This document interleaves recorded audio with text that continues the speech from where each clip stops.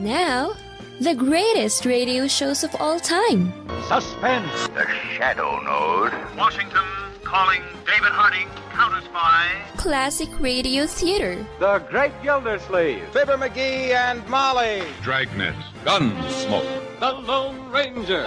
Now, step back into our time machine with your host, Wyatt Cox. Good evening, friends of the Inner Sanctum. An episode of radio's outstanding theater of thrills, Suspense, Everett Sloane, starring in a show called Game Hunter. This episode originally broadcast March 16th, 1958.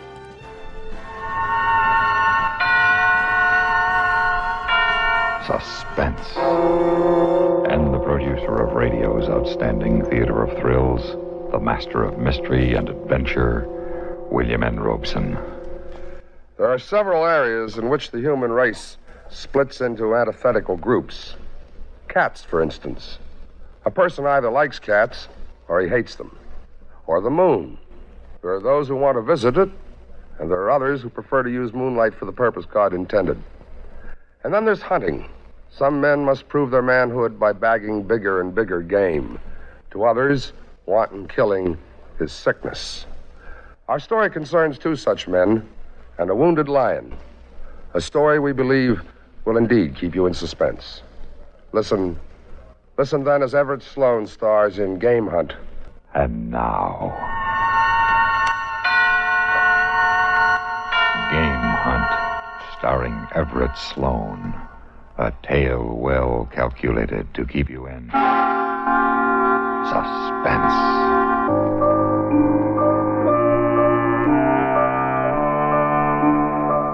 The day had begun much the same as the other mornings on safari. We had left the base camp deep in the Kenya country before a cloudy dawn broke.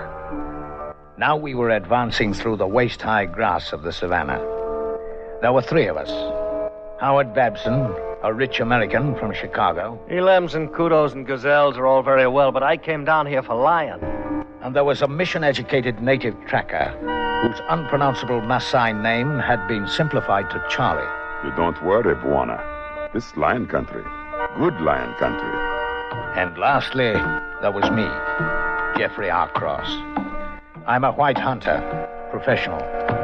For a price, I will lead anyone to big game, see that he bags it, and send him home loaded with trophies and convinced that he's the world's most fearless marksman. But the business is not without danger. That's why we start a customer off killing harmless animals before we lead him to the man-eaters, hoping that he will gain confidence in himself and his gun before he's called upon to make the shot he must not miss. Let's get on with it, R. Cross. We're waiting for Charlie. But why? Our eyes are as good as his. I'll know a lion when I see one. Oh, yes, I'm sure you will, Mr. Babson. But the lions you'll see are not behind bars in the circus. It's one thing to recognize a lion. It's quite another to understand him. Charlie understands him. What was that? Charlie, behind you. You see, Mr. Babson? You didn't hear him. Neither did I. Neither does a lion. Bwana, big one, not far. He feed on zebra in clearing. He carry great mane. Oh, let's go then. Shell in your chamber? You think I'm stupid, R. Cross? Just wanted to be sure. That's why you're paying me. All right. Let's go. The wind is shifting some, Charlie. It will work with us long enough, I think. You think that because you're a lazy beggar and you want to stay on the game trail instead of fighting the bush? No. Wind will help us long enough. There, Bwana. Let's go.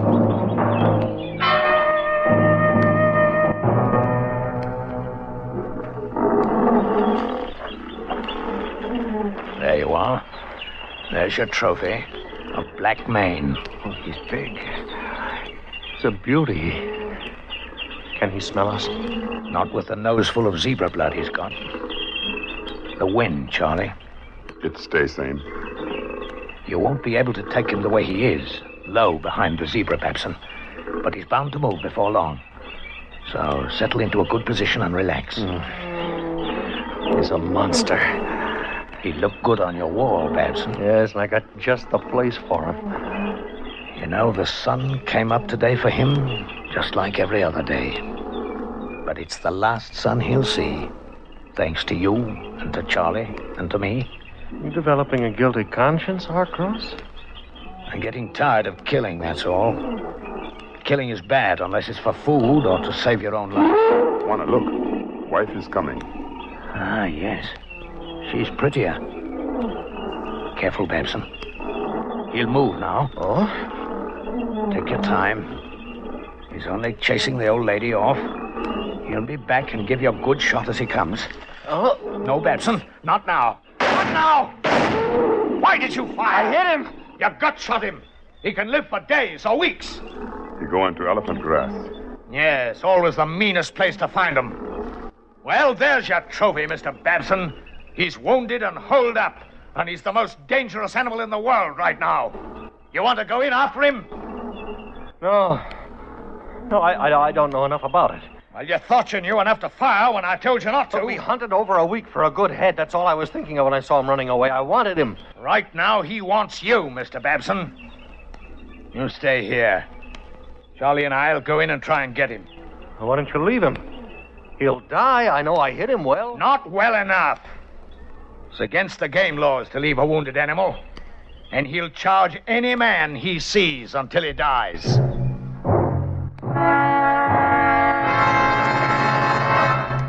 March 16th, 1958, Suspense on Classic Radio Theater with Wyatt Cox.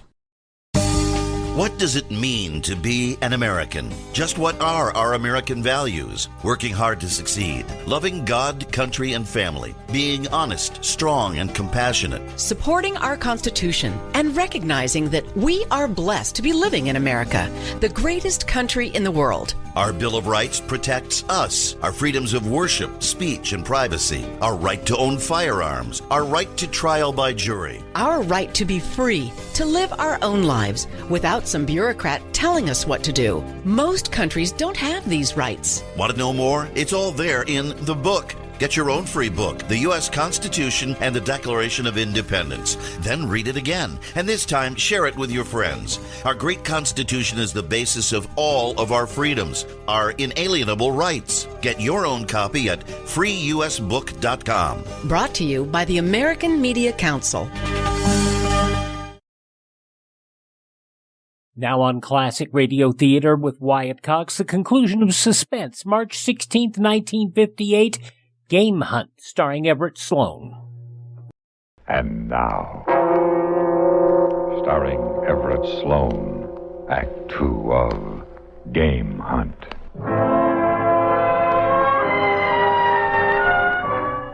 Along with my services and my knowledge, Mr. Babson had bought my courage.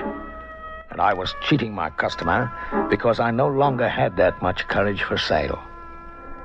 When Charlie and I entered the high grass, he was carrying not only my heavy rifle, but my canteen filled with brandy. I finally got so I hate them, Charlie. I've disliked them for a long time, but now I hate them. Which one? The trophy hunters, the lords and the movie stars and the millionaires, the complainers about the sun and the rain and the flies. I hate them. For me, I hate tall elephant grass. The elephant grass belongs here. It grows so that gut-shot lions will have a place to hide. This lion knew all along that one day a gut shooter had stopped making money in Chicago and come to visit Africa. That way.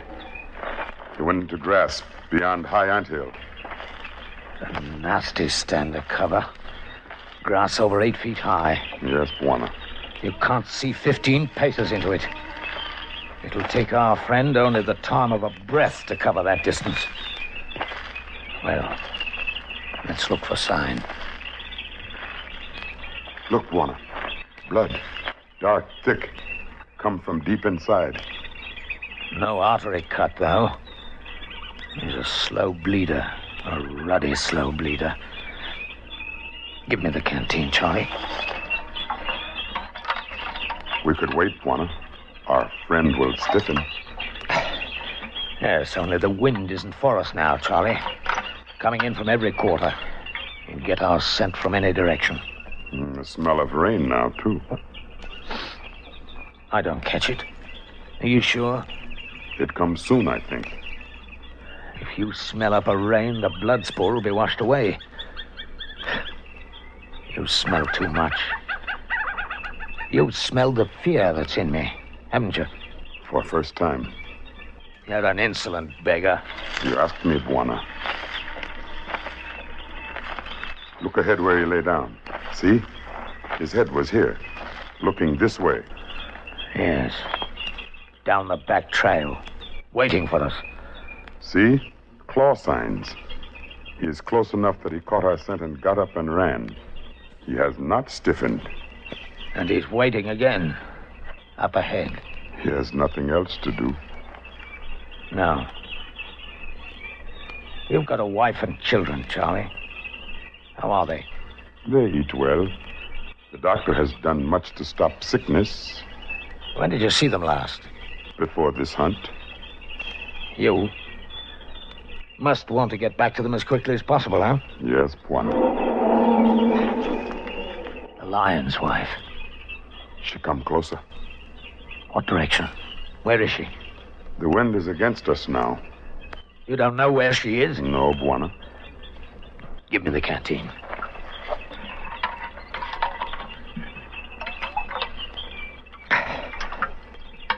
You ever been to Nairobi, Charlie? Yes, Bwana. Did you like it? No. Too many people, too much noise. I hate the city, too. But I found something there. A reason to live, I mean. A woman. She said she'd be my wife. I've never had a wife. A wife is good. Not with this kind of business in the elephant grass. When you think of a wife, you don't do well with a gut-shot lion.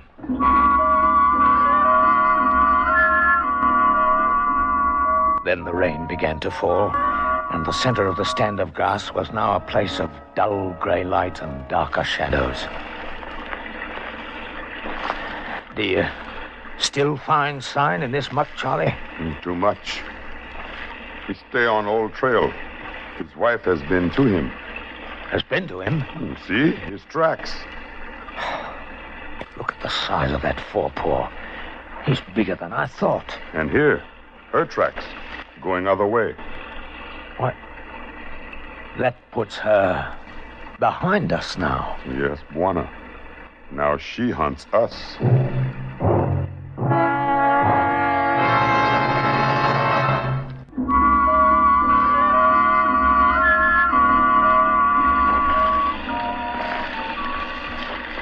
He is close, Bwana. Blood spore is here again. Very close, our rain would have washed it away. See? Yes. Very close, Charlie. Give me the brandy. I have never seen this in you before. Nairobi fear. And I'm not ashamed to show it to you because you're my friend. I'm going to quit this business. Get a city job. A nice, safe, dull job in the city where you go home every night after work. I've been a good... And she's still behind us. I've been a good hunter. It's been said that I think like an animal when I'm on a stalk. And I know what the game is going to do before it's done it. I have seen this with you. Not anymore. After Nairobi, it left me. After the woman, I thought only as a man. But the female crossed the trail. Did you see her? Yes, Bwana. I'm going to put her out of the way. You can't have her trailing along behind. Where is she, Charlie? It was close to here that she crossed. Ahead, Bwana. You see? Small grass broken. I see it now. Come on. Babson. If he fired at her, I hope he did better than the last time. Arcross! Are you all right? I'm fine. I got the female. Bend some of the grass against the wind so we can locate you. Here she is. Never did see me. Lying with her back to me in the trail, looking in your direction, I guess. Waiting for us. We were stalking each other. When she got up to move to the side, I had my sights on her shoulder. Simple as that. Isn't she a beauty? Lovely. Her head will go well next to the male's. Where is he? Well, we've been only a few paces away from him, but we haven't seen him yet. Now, Mr. Babson, I told you to stay out in the clearing. Why did you come in here? Because I couldn't let you two finish a job that I bungled. Well, I want you to go back out.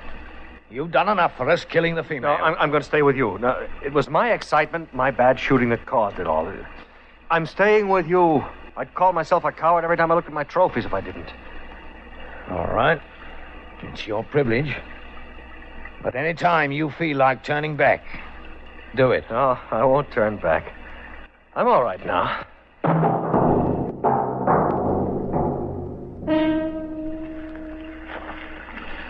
Juana, here is where we were close to him.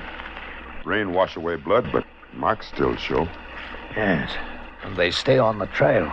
Not for long, I think. Let's find out how long. Here we are. He's off to the left. His back leg very bad now. I feel good now, Charlie. No Nairobi. What does that mean, no Nairobi? No. A vague term we sometimes use in our trade. Sort of uneasiness. Now, we'll move in a line a few paces apart. You on my left, Babson. Charlie on my right. When he decides to come, he'll charge anything that moves. So freeze when he starts. Charlie and I will draw his attention and swing his charge toward us. Now, this isn't to favor you, Babson. It's to give you a better target. Oh, I'll have him broadside, you mean? Right. Don't move your position and keep firing until your rifle is empty. Reload, start firing again. A few paces this way for me? That's good. All right, Charlie. Take us to him. Yes, Juana.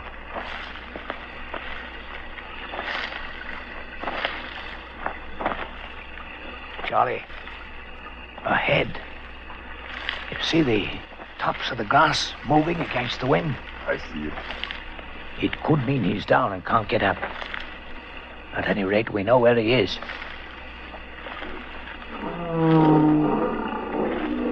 Carefully now. He'll be less than 20 paces away when we first see him.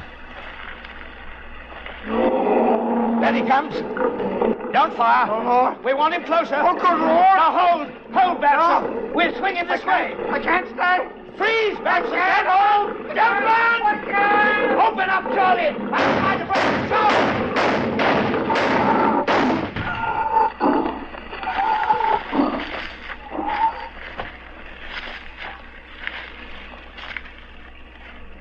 Does he die, Charlie? He is dead, Juana. He doesn't look it, Charlie. You'd think he's ready to charge again, wouldn't you? He's dead. Not for Mr. Babson, he isn't. But Juana... Get the trophy hunter and bring him here. Load his gun with expanding ammunition. Bullets to finish the thing. To smash it. Yes, Juana. I understand.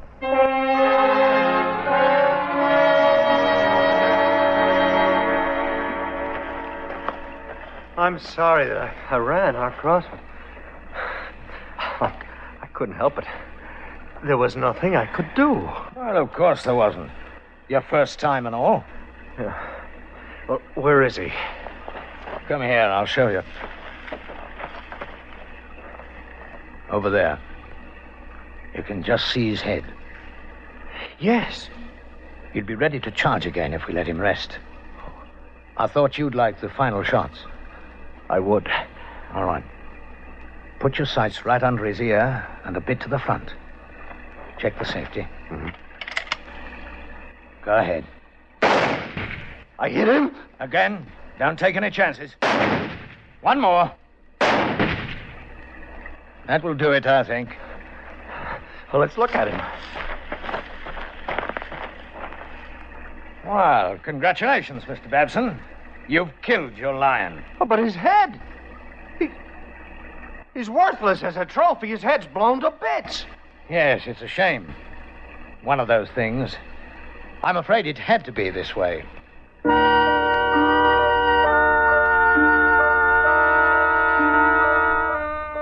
Yes, it had to be this way. Mr. Babson had not deserved his lion, and it seemed right to me that he should destroy it. It was not the first time that an already dead trophy had been ruined to show contempt of the millionaire gut shooters. It was a thing that the other white hunters would understand. About the other thing, the fear. Only she will understand it someday, when she's my wife. Understand and condone it, because it brought me back to her alive.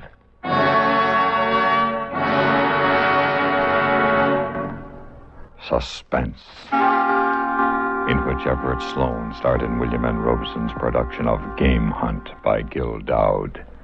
Supporting Mr. Sloane in Game Hunt were Lawrence Dobkin and Roy Glenn. Listen. If Roy Glenn's voice sounded familiar, he was, in Amos and Andy. He was also in the Jack Benny Show. He played Rochester's friend in that.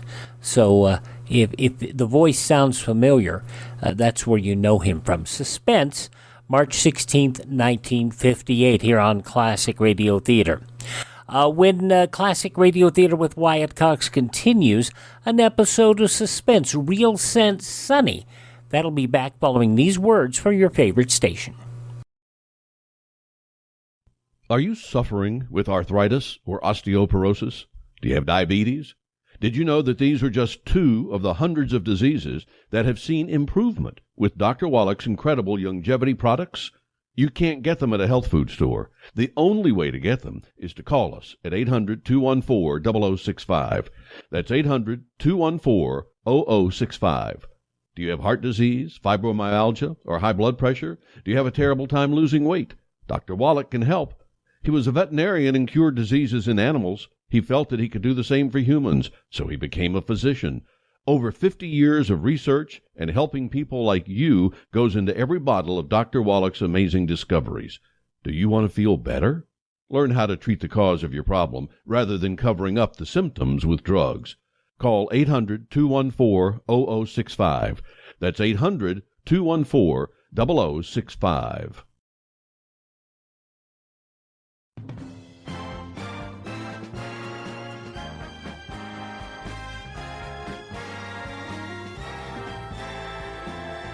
Thanks for joining us for Classic Radio Theater with Wyatt Cox. We stay at March 16th, 1958 for an episode of Gunsmoke, starring William Conrad as Marshal Matt Dillon.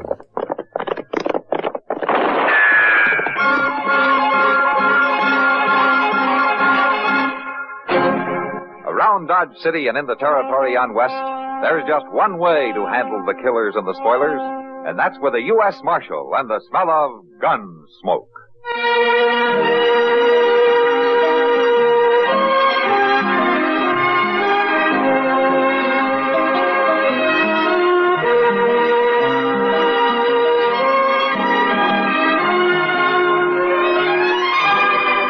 Gunsmoke, starring William Conrad, the story of the violence that moved west with young America, and the story of a man who moved with it. I'm that man, Matt Dillon, United States Marshal. The first man they look for and the last they want to meet. It's a chancy job, and it makes a man watchful and a little lonely.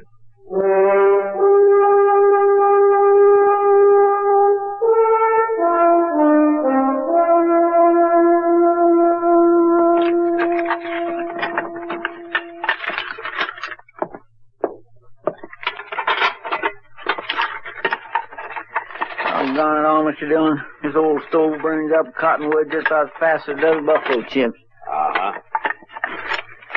Like you don't know more than chuck in a couple of chunks and whoosh, there ain't nothing left but a handful of coal. Are you picking them up and measuring them, Chester?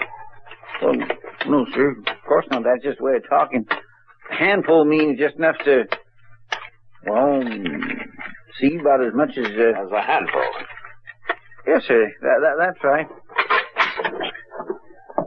Golly, we need a new stove anyway. This gone dang old relic's been here since the jail was built. All right, I'll tell you what we'll do. We'll get a letter off to Washington right away. Oh, my, that'll do a lot of good. Why, them fellas back there don't even know there is any country west of the Mississippi River. You know, there are times I agree with them. You just say that, but you don't mean it. I don't, huh? No, sir, you don't, Mr. Dillon. Why, the only way you'll ever leave Dodge City is for him to carry you out in a box, and even then you'll... Put the lamp out, Chester. Yes, sir. Sounded like you come from across the street. Yeah. Yeah. Somebody's standing over there by that horse. Yeah, there is. Yeah, don't stand in front of the window. Oh. Yeah. Stepping out into the light. Come on out, Marshal. And when you do, have your gun in your hand. Well, he's but just a boy, Mr. Dillon. It's a man-sized gun, though. You ever seen him before? No, sir. He ain't from round Dodge. Quit hiding in there in the dark, Marshal. Come on out and fight. Now, that simpleton, he's standing right out there in the middle of the street in plain sight. Yeah, he's showing pretty poor sense. Here, take this rifle, Chester. Huh? Look, if I slip out the side way and draw his attention, get him turned around, you think you can shoot the gun out of his hand? Oh, my gracious. Well, can you do it? Well, but look here, now, suppose I was to miss and hit him. You'll have five-face him. I'll probably have to kill him. Well, all right, then. I reckon I can do it. I can kindly steady the barrel on the windowsill here. Good. Now, you wait till he turns, huh? Yes, sir, I will.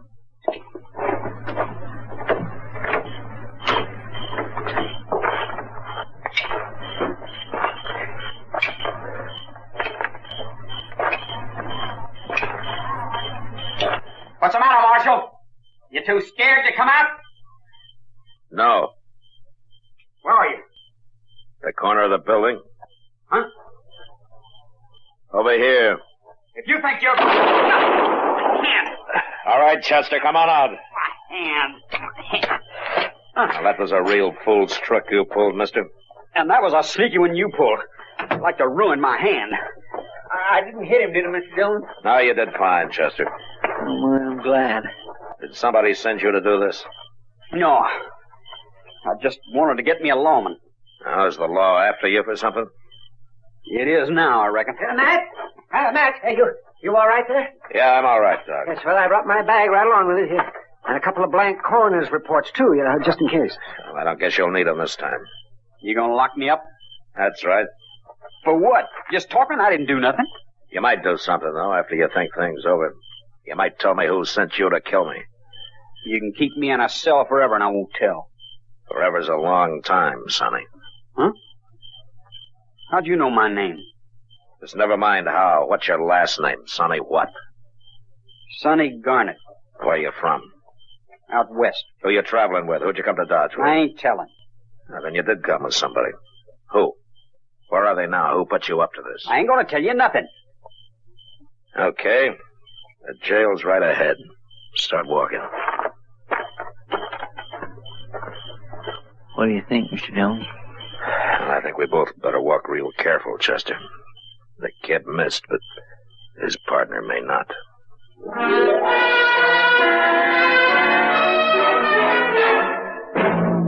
March 16th, 1958, Gunsmoke on Classic Radio Theater with Wyatt Cox. No offense, but are you a little fat when you look in the mirror? How would you like to learn the secrets to lose 3 to 5 pounds a week easily without joining the gym or going through any crazy diets? It's called Body Sculpt by Med Diet. For the last 2 decades, we've been helping people just like you that have pounds they want to shed. We've helped millions of people lose thousands and thousands of pounds over the years. And now it's your turn. Learn the secrets of how to lose weight with one simple phone call. You'll see an amazing difference in a matter of days. Don't believe us? We'll offer you a money-back guarantee. If you're ready to start losing weight right now, call right now to learn more about your risk-free order to Body Sculpt. Call for your risk-free offer. 800-738-5332. 800-738-5332. 800-738-5332. That's 800-738-5332. Now on Classic Radio Theater with Wyatt Cox, the conclusion of Gunsmoke, March 16th, 1958.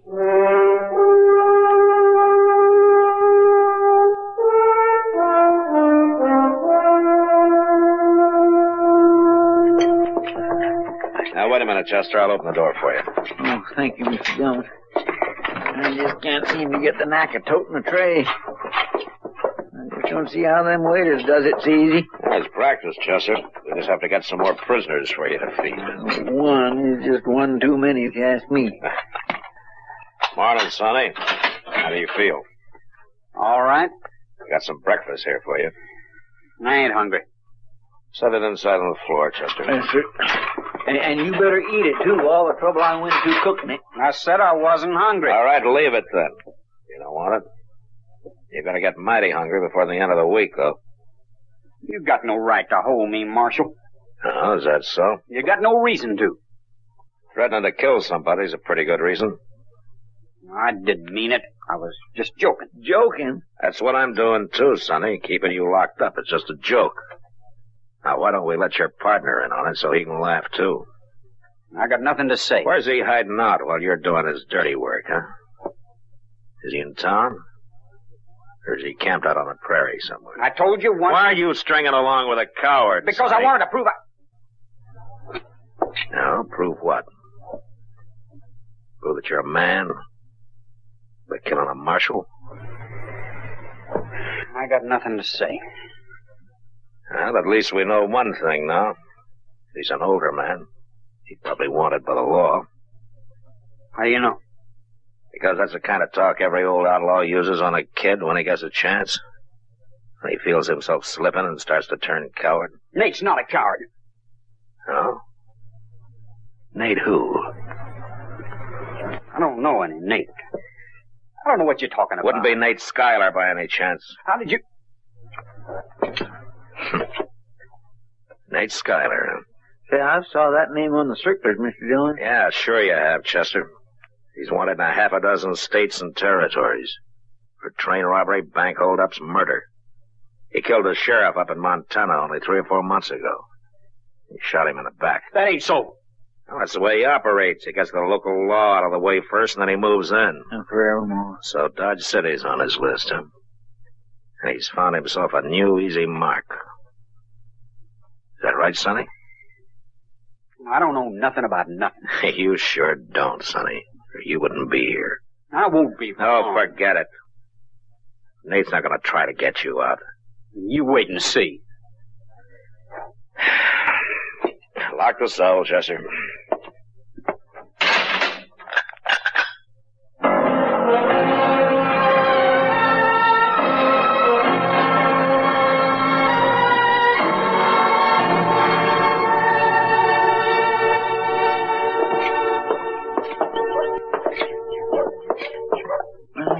Gracious, just feel that sun, Mr. Dillon.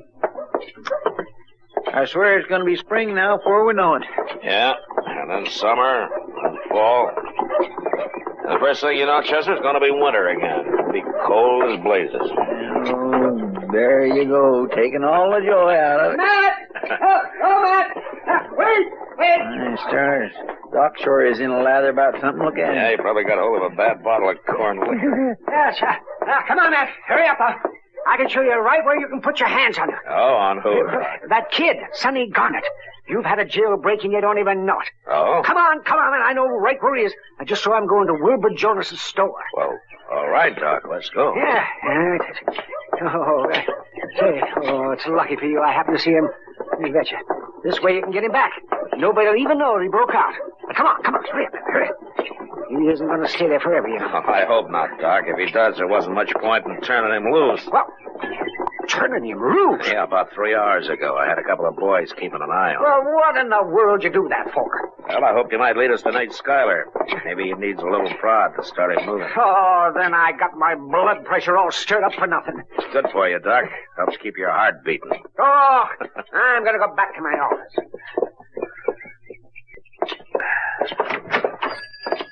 Oh, Marshal, I'm glad to see you. Hello, Mr. Jonas. This young fellow was What's getting the a bit... idea, Marshal? The idea of what, Sonny? This man won't sell me nothing. No, that's not what I said, young feller. I just won't sell you a gun, that's all. You had no right to keep my gun, Marshal. And I've been to 3 places now, and none of them would sell me one. What would you do with a gun if you had it, Sonny? You guess. I've already guessed. That's why nobody in town will do business with you. What's the matter? Are you scared to face me? Not particularly. You was last week. You was scared to come out in the street. You had your partner shoot at me through the window. You want to know something, Sonny? That's why you're still alive. The way you tell it, Mitty. You see it different, do you? You wouldn't face me. That's enough for me. And Nate Schuyler won't face me. That's 6 of one, a half a dozen of another, isn't it? Nate'd shoot you down before you could even move. Yeah, he might at that. If he was behind me, where he usually makes sure of being. That's a lie. You lawmen just make up them things. You give a dog a bad name and then hang him for it. That's what Nate tells you, huh? I know what I know, that's all. Then you probably know about his other partners. What you mean? Of course, they're dead now, most of them. Same story as yours, more or less. They took the chances, and Nate took the money. More lies, that's all. Didn't he even tell you about their partner in Pueblo, the one he murdered? What you talking about? It was a bank holdup. As they started to leave, a guard shot Nate's partner. He hurt him bad, so he couldn't ride. Well, Nate was afraid to leave him there, afraid he might talk and tell where he was heading, so he shot him to death in cold blood. He rode right on out of town. It worked real fine, too. Nate got clean away. I don't believe it. You know, Sonny, I don't much care what you believe. I've given you about all the chance I'm going to. Now, you ask Nate about it if you got the nerve. Come on, Chester. Mr. Jonas. Bye, Marshal. I think I never heard that story before, Mr. Dillon. Well, Nate Schuyler's that kind of a man. It could have happened.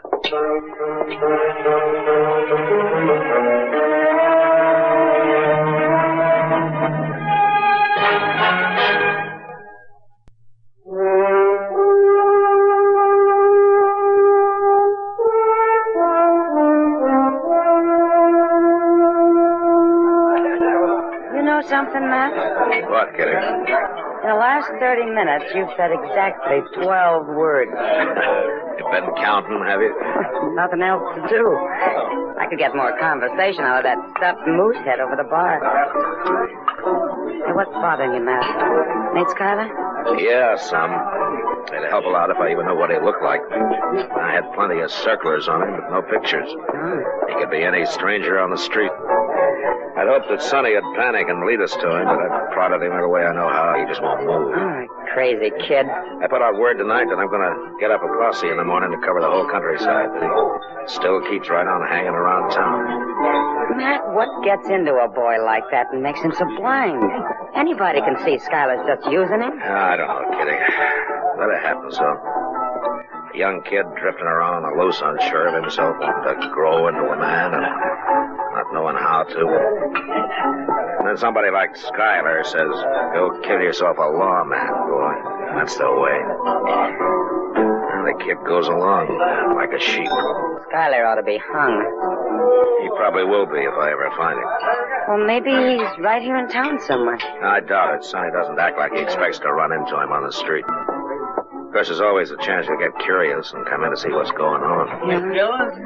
Yeah, what is it, Chester? Mr. Dillon, the kid's over at the livery stable saddling up his horse. Huh? Looks like he's fixing to ride out. Well, let's go find out.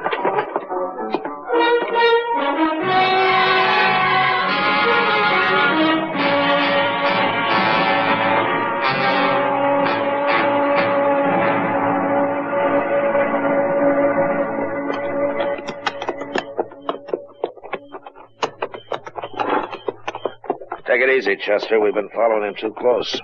Well, he ain't the brightest boy in the world. He'd have spotted us. He's had 6 miles to do it in. There's no use pushing our luck. We'll just drop back a little. Hold up.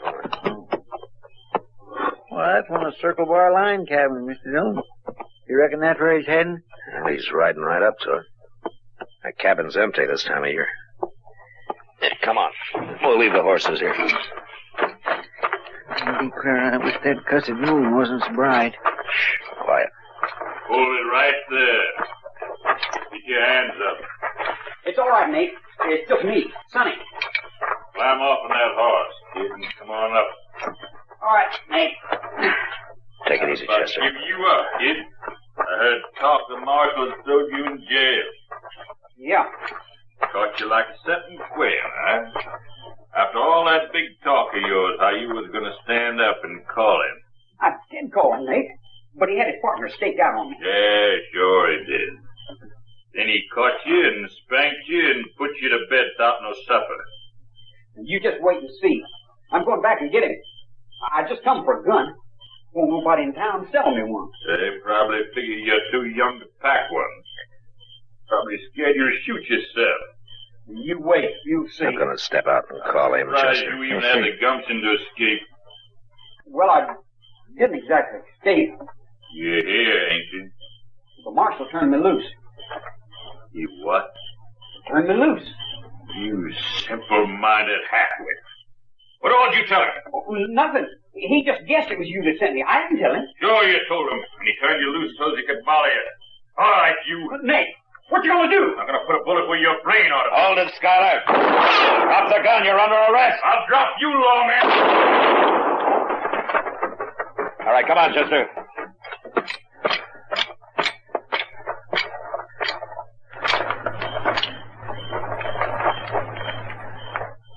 So that's what Nate Schuyler looked like. When he was alive, I mean. Yeah. Well.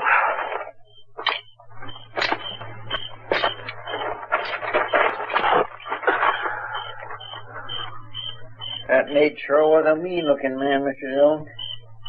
Got a face like a coyote. Well, we start to teach that kid a lesson. I'm afraid it won't do him much good, Chester. Huh? He's dead, too.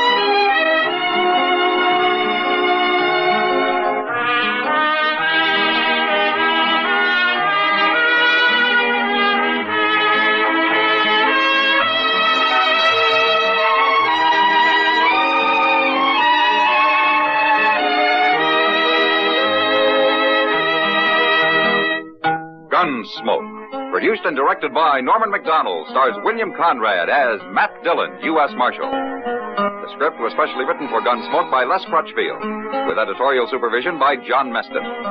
The music was composed and conducted by Rex Corey. Sound patterns were by Ray Kemper and Bill James.